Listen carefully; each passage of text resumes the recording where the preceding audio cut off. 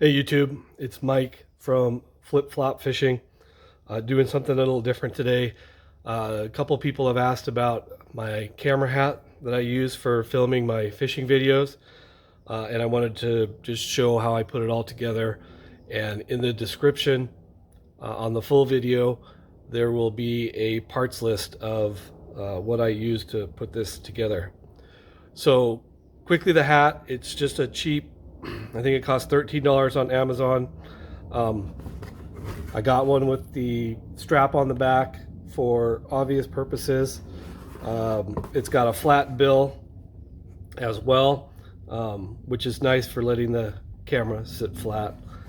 This is the battery pack. These come separately. I found what I think is the most compact, lightweight battery that will last all day and then some.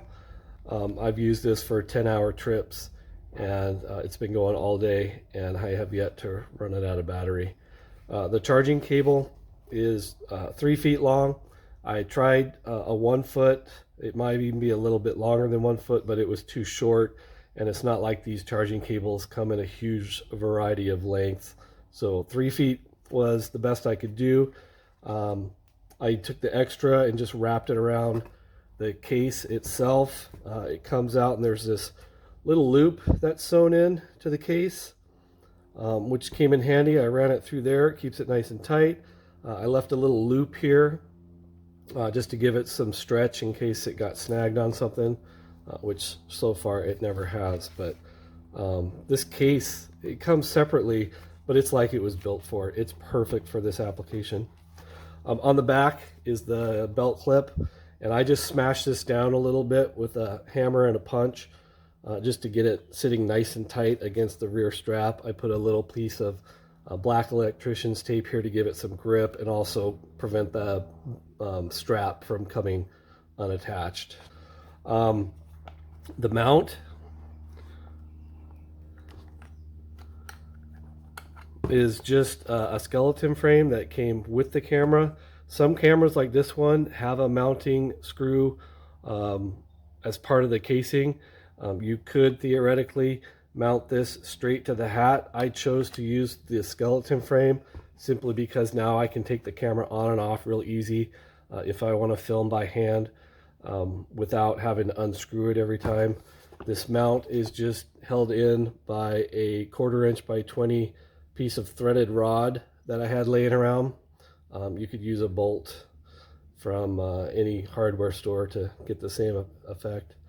I found this screw. It was attached to one of my camera mount options.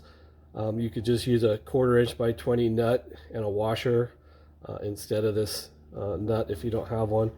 I also, personal preference, I 3D printed just a wedge. I don't know what angle this is. I kind of guessed, but I 3D printed that to give an angle to the camera. I sit in a kayak, so I wanted it pointed down a little bit more rather than looking straight out to catch as much of the action as possible. I have bent the brim a little bit, and I kind of adjust this based on what I'm doing. Just gives it a little bit more angle on it depending on what I want to see.